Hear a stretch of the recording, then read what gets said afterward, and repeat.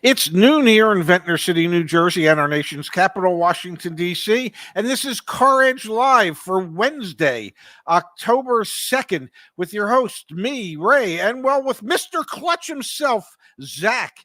How's everybody doing today? Happy Wednesday, y'all. I'm doing pretty good today. Today's show is brought to you by CarEdge.com. That's CarEdge.com. If you're ready to find your dream car, let CarEdge help. I am going to promote it again, folks. The Research Hub. Just click on Research, choose a vehicle you're interested in. I don't know, Dad. What do you think? We're going to be talking about them today. So maybe we'll do, where are they? Wait for it, folks. Ram. Can I ask you a question? Yeah. Can you also find your nightmare car? You can find your nightmare car if need be. We're going to be talking about Ram in a second. Are you going to do a Ram 1500? Because I got to tell you, on my Lyft ride home from the Atlantic City rail station to my condo, Jose picked me up in his Ram 1500 pickup truck. First time I've ridden in one of those. Thankfully, I didn't have to ride in the bed. But yeah, I didn't ask him what he paid for it because I'm pretty sure he would have told me too much.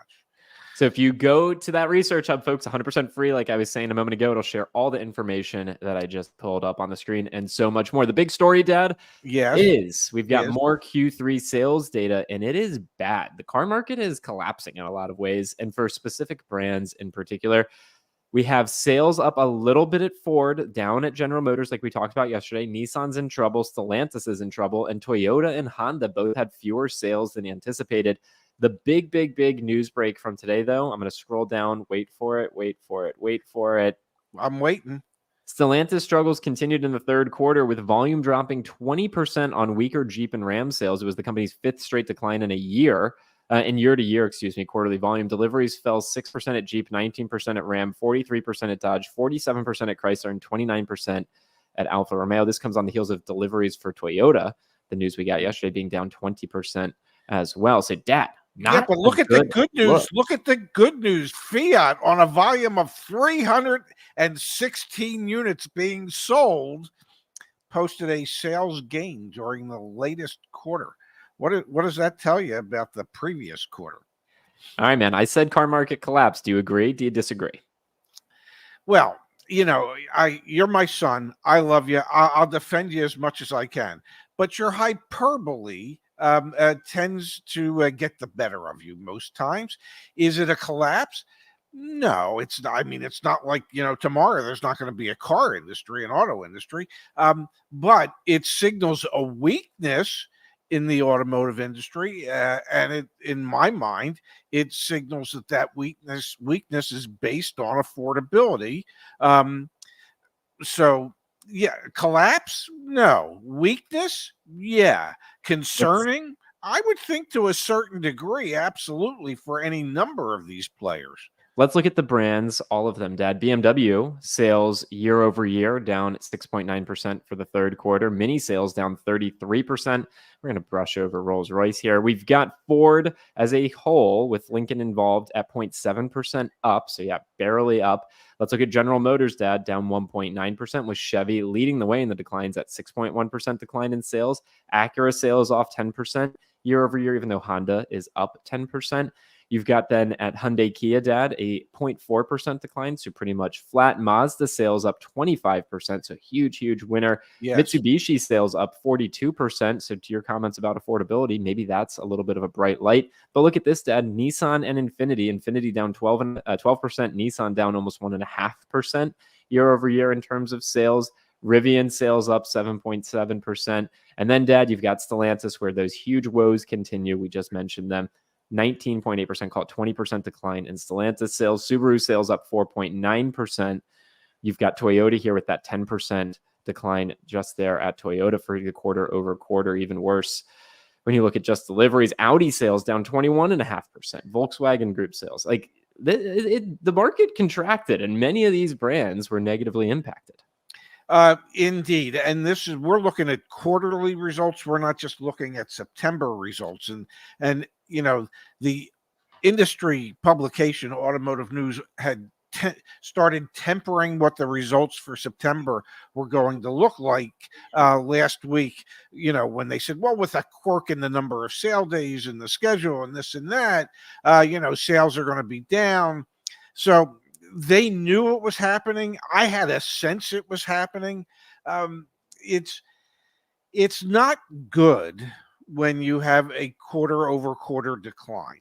It just isn't. The first 9 months of the year, as much as we'd like to say that the car market has been strong, it hasn't been strong on the retail side of things. And the reason it hasn't been, and we talk about it daily, is the affordability concerns for most people. The latest Edmunds report was that 63% of the people didn't feel as if they could participate in buying a new car, or in many cases, a used car, because they were too expensive both for new and used. Mm-hmm. And we know that with the cost of automobile insurance going up, with the cost of maintenance going up, even though the Fed dropped the Fed rate a half a point, we know that the monthly payments for the vast majority of people, and let's remember that 84% of all people who buy a car finance it. Yep. We know that a large percentage of those people are struggling, that the average car payment today for a new car is approaching $750 a month, not including the insurance. So cars have just become out of reach for a large percentage of people. So if you have a smaller pie to be cutting slices out of, it gets harder and harder. And the pie seems to be getting smaller and smaller as we move through the year. Yeah, it absolutely does. Dad, I want to just pull up one resource that we have back on the CarEdge.com research hub. So I'm on CarEdge.com/RAM/1500, and you're talking about insurance. And I want to show you here. If I come here and I click on this $69,345, this will take me to the page that then starts to break down the costs to own this vehicle. And I can even click on insurance here. And now I can see the expected annual insurance cost for this Ram 1500. This is broken down by a credit rating and then also some age ranges. So I really encourage people to use these free resources in their research process before they purchase one of these vehicles to get a more fulsome picture of what they're getting into, to your points around affordability. Dad, there's other data that we got as a result of these quarterly results, and I want to pull that up on the screen next, which has to do with incentives. So bear with me for a moment. I'll pull this up. We'll talk about pricing and we'll talk about incentives. Vehicle prices are in retreat, but remain 20% higher than before the pandemic and the chip shortage. Transaction prices were on pace to average $44,467 last month, down $1,296 or 2.8% year over year. So prices are falling. Yes. And that's in part because manufacturers are having to increase incentives so much. I'll show you those numbers in just a second. But Dad, actually, like that average transaction price for a new car is down significantly from where we had been. It is, and it obviously it's down almost $1,300 year over year in September. So that's movement in the right direction. But what that indicates to me is that's movement in the right direction that's coming too late. Okay. We have been harping on affordability for 18 months. We knew 18 months ago that these vehicles were just priced out of the reach of most people, and it's finally coming to roost. And that's why you're seeing quarterly sales decline. That's why you're seeing fewer and fewer people in the market.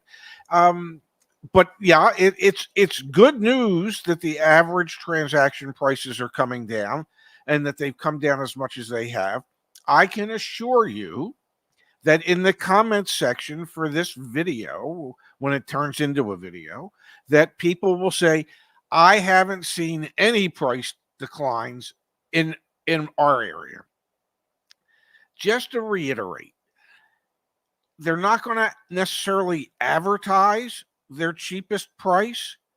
You have no idea what they might do until you threaten to actually buy the vehicle from them.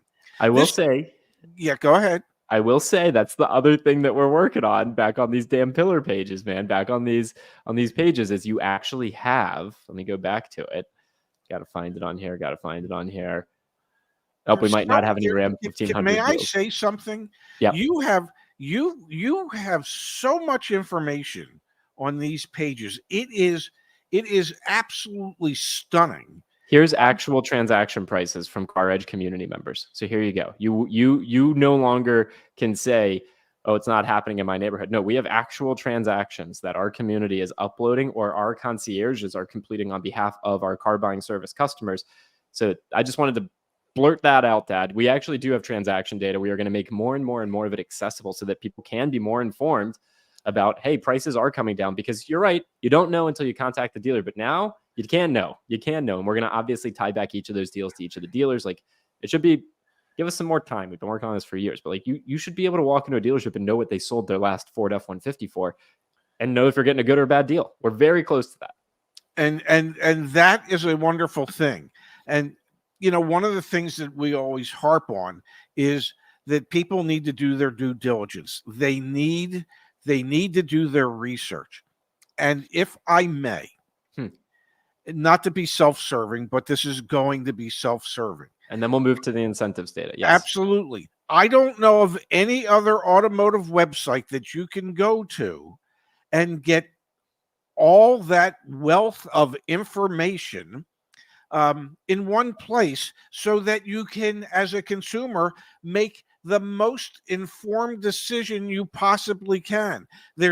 You can pull this information up, and there's no way you can look at it and say, I didn't know. Okay, that excuse will be thrown out the window as more and more people take advantage of and utilize this absolutely free information. And I know people bust our chops every day because, well, we charge money for certain things. Yeah, yeah, we do. Absolutely. I don't know. It's a business. We're trying to make some money here. We've got payroll to make and everything else. But the plethora of free information that is extremely valuable in helping to make an informed decision is unrivaled at any other automotive website. So I just needed to say that. I apologize for saying something so self-serving, but it's so damn true. Incentives. Let's talk about incentives, and then we're going to jump to the chat. Thank you, Dad, for pushing on what we've got. Automakers and dealers continue to ratchet up deals to coax retail buyers off the sidelines. The average incentive per new vehicle jumped 63% year over year and was over $3,000. That data comes from JD Power and Global Data. Incentives expressed as a percentage of sticker price will tally 6.2%, an increase of 2.4% year over year. We get slightly different numbers from the various different data sources, but they all are pointing in the same direction, which is up and to the right in terms of incentive spend. Average per vehicle incentives top $3,000. Jeep have increased their incentives to $3,243. Nissan $3,639. Ford $3,681. Tesla incentivizing their vehicles on average $3,813. GMC at $3,986. Ram, we're finally starting to see some big numbers in terms of money on the hood, subvented interest rates, lease deals, etc. on Ram. $5,500. I'm rounding it up. 5,441. $5,500 in incentives on average on a Ram vehicle. Volkswagen at over $4,000. Chevy at almost $3,000. Kia, Dad, remember when Kia was incentivizing their vehicles? What, $800? They had no reason to. Yeah. But now Kia incentives at almost $3,000, Hyundai at almost $2,800, Mazda at $2,900, Honda at $2,300, Subaru at $2,000, and Toyota, the lowest on the list, with only $1,379 in incentives. This maps pretty doggone well to the fastest and slowest selling cars in the United States right now. It does indeed. And you know what this proves to a certain degree is that if you throw enough money at it, somebody will ultimately buy it. Now, in the case of, say, Ram and Jeep and Dodge and Chrysler, even though they have significantly increased the amount of money, their sales are still falling dramatically, which says to me, you need to put more money into this to get the people to buy them. So it still all comes back to the root cause, which is affordability, MSRP inflation over the last 5 years, trim inflation over the last 5 years, an increase in finance rates over the last 3 years. Yep. All that has conspired to take a huge percentage of people out of the market.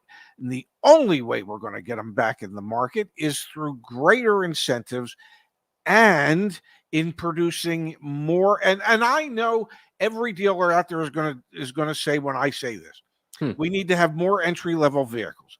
And there are certain vehicles as entry level vehicles that nobody wants for whatever reason. Okay. They want the next trim level up or 2 trim levels up.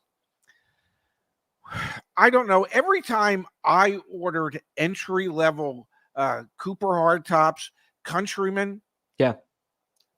we sold them. Now, I didn't order 30% of my inventory to be that. Okay, but you need to have more than 1 or 2. And if you have them, you can end up selling them. Yep. And maybe you just, as my Spalding rep used to say, just use our stuff as a price leader. So, bring in some of these entry level stuffs and use them as a price leader, advertising wise, to bring customers into your dealership. And then if the customer wants to upsell themselves, let them. Totally, man. Totally. Hey, couple little tidbits here from the quarter that has coming on and from the most recent month. And then we're going to switch gears. Pickups, crossovers, SUVs, and other light trucks accounted for 8 out of 10 vehicles sold to consumers last month. Think about that, man. Not a lot of sedan sales. Wow. Well, okay, not a lot of sedan sales because, well, who the hell builds sedans anymore? Other than Toyota, other than Nissan to a degree. There's not a lot of sedans that are out there. Ford doesn't build them anymore. GMC certainly doesn't build them. Chevy, I don't know. Do they have any sedans anymore? It's the entry level point for most of these brands is a small, inexpensive SUV or CUV. How do you reconcile that, Dad? Let me pull up the fastest and slowest selling cars, because what I'm struggling a little bit to reconcile is if I come over here, if we look at the fastest and slowest selling cars right now, wait for it. Some of our fastest selling cars, the Corolla, for example, Yes. the Corolla Cross and the Forte, are all sedans.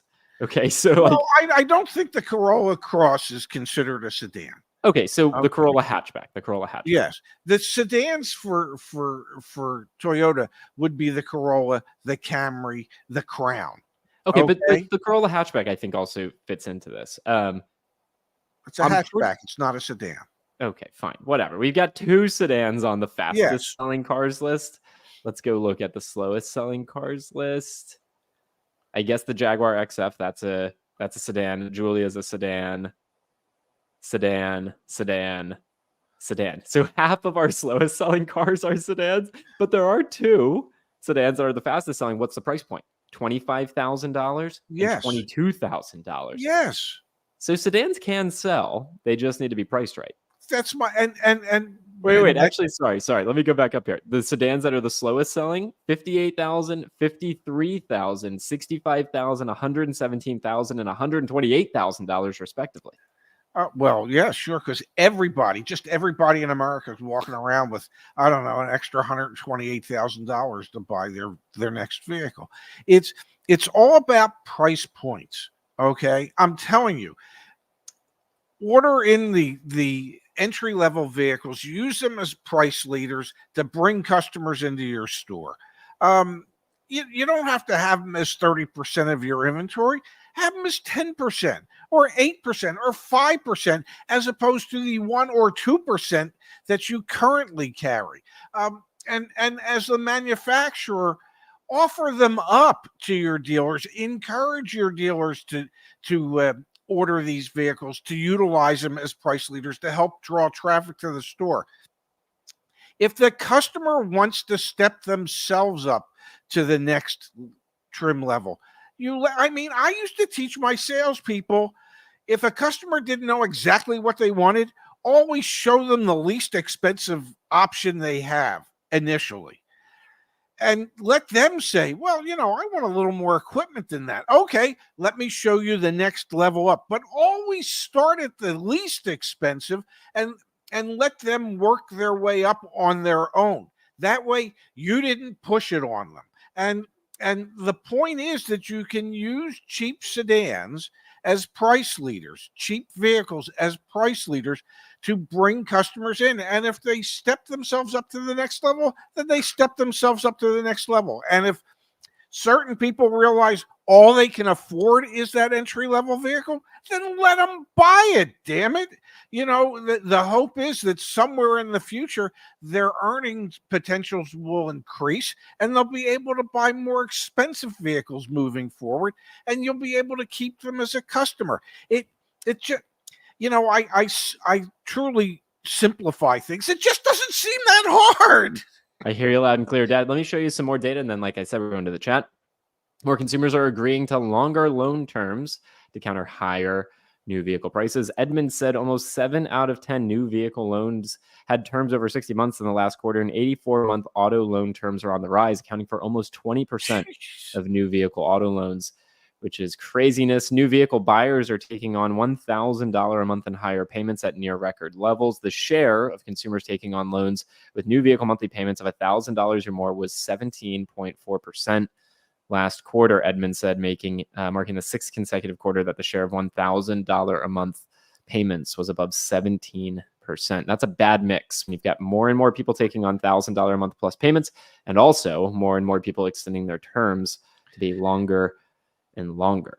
And those people that have $1,000 a month payments or extending their terms, the almost 18% that are at 84 months, those people aren't getting out of their cars into a new one anytime soon. So when as a dealer you put your customer into an 84-month loan, you can basically kiss that customer goodbye for probably 6 years.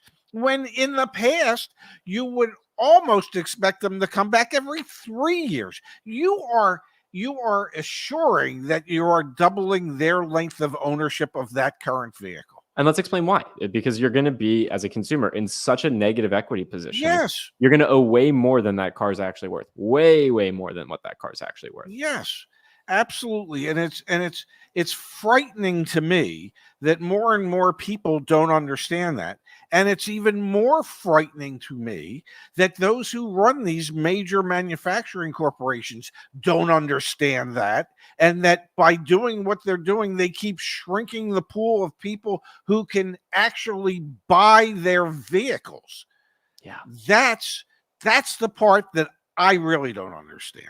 Let's jump to the chat, Dad. We've got from Matthew. Thank you, Matthew. We appreciate it. Threatened to buy the car, damn it, in my opinion. Yeah, we actually just filmed yesterday, updated Deal School. That'll be out next week. And there's, still a portion of Deal School that says you have your most negotiating leverage when you're threatening to buy the car when you're at the dealership. You do 99% of the work before you go in, and that last 1%. So yeah, definitely, if you want to get the best price, don't expect the dealer to be advertising it. You're going to have to do some work. And even when you're there, if you're at the dealership or in an email or in a tweet, not a tweet, a text, maybe you tweet it too. Who the hell knows? But maybe if you say, "I'm threatening to buy the damn car, damn it! What are you doing?" I mean, just really push back on the salespeople and the sales management. How often are you getting people who are actually threatening to take this damn thing off your lot? So, yeah, I know it's a tad bit obnoxious, but then again, so am I. And so I if somebody said that to me, I think I'd sit up in my chair and I think I'd go, "Yeah, you're right. Let's figure it the hell out." Because you have to remind them why they're there sometimes. 100%. Let's keep moving here. We've got from Michael. Thank you so much, Michael. Incredibly kind and incredibly generous. The CarEdge live show with the concierges was enlightening, as was the one with Josh showing the time it takes just speaking with the representatives at the dealership. Keep up the great work, gentlemen. Yeah, for those of you that are unfamiliar, back at CarEdge.com, under the Buy a Car tab, we have our car buying service and our car leasing service. So if you're in the market to either buy a car or lease a car, of course, we can help you out with our car buying toolkit, which is still on sale between now and the end of the month. But our car buying service, we have professionals that do this on your behalf. And Josh joined us, what was it, on Friday of last week? Friday, yes. Yeah, and we had the video drop on the YouTube channel as well. So if you're interested in our car buying service, please, consider it. Should obviously pay for itself, and especially in terms of time savings. And yeah, definitely grateful that we've got the team that we have to be able to offer that to as many people as we're able to. Absolutely. Dad, from Matthew here. Thank you, Matthew. Ray, refinancing my Cayenne to 84 months at 6.24% versus the dealer's 7.24% at 72 months. $40,000 down, will pay extra monthly, but want the lower debt to income for strategic purposes. That's a big refi. It is. But may I say one thing about this? Huh. Matthew, and I'm going to say this as a huge compliment to you. You understand what the hell you're doing. You understand debt to income. You understand all that. So yes, you look at it differently than most people do, because I can tell you from 43 years that most people look at it and they just go, but what's my payment? I need it to be no more than. And whatever that no more than is, the salesperson or the sales manager or the finance manager is going to say up to, and you're going to bump yourself.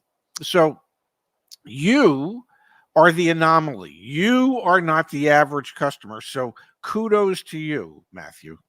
We've got here from David saying, Zach, Thank look you, at David. VinFast. Yes, thank you, David. $249, $0 down, 900% increase. I just Google searched VinFast lease deals, and you come here, $199 a month, 0 down, 36 months, so $249, like MSRP of $51,800, and you can lease it with the asterisks. You gotta check everything, but yes, for under $250 a month. Wow, VinFast going deep here in terms of the discounts to try and move some inventory. Dad, I've got a question for you. Yes. We made updates to the CarEdge website. I think our homepage is slower. I need the community's help. If everyone could go to caredge.com right now and let me know in the chat, did it load fast, medium, or slow for you? Because I'm trying to figure out how to get it to load faster. So please, if everyone could just go to the website just for a moment here, and please tell me in the chat, did it load fast, medium, or Well, slow? if everybody goes at the same time, We should be able to handle it. You probably just crash your damn website. I mean, if we do, that's a good test. So thank you for everyone helping us. But yeah, trying to figure out. We made updates. Fast. Okay, fast. Okay, that's good. Well, maybe That's it's good. just the lousy internet that's Slow. Maybe it depends where you are. Trying to DDoS yourself. No, I'm just trying to get slow. Yeah, see, I don't know. It's like slow sometimes and fast other times. Well, that's could it have anything to do with the your internet wherever you are, or the further away from our servers, the slower it is? I mean, no, James, this is not a ploy to drive traffic. We literally updated the homepage, and I'm like, I can't figure out if it's loading fast for people or slow for people, because sometimes, Chloepo, it's slow for me too. Yeah. All right. We got work to do. All right. Stay tuned. Tomorrow, we're going to be doing round 2 of testing to see if it's any faster. We got to figure it out, guys. We absolutely got to figure it out. I would Pops, say, yeah. if it's okay with you, let's call it a show. Okay. We'll do it again tomorrow. I would certainly hope so. Yeah. I'm planning on it.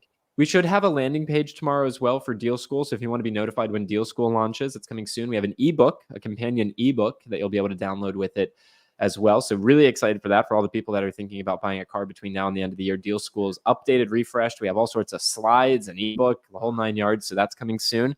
And we'll be back tomorrow for our show. Just out of curiosity, what did you think of my my subheading for the book? Haven't looked, man. Haven't looked. I'll have to check my email after the show. Oh, please do. Please do. I because I personally thought it might be a winner. All right, I'll take a peek, Dad. I appreciate you putting the effort into it. Well, you know me. I'm here to do as little as I possibly can. Folks, we'll see you tomorrow. Dad, I love you. Glad you're home safe. And enjoy the afternoon. Love you too, handsome. Have a great rest of your day. Thanks, everybody, for being here with us today.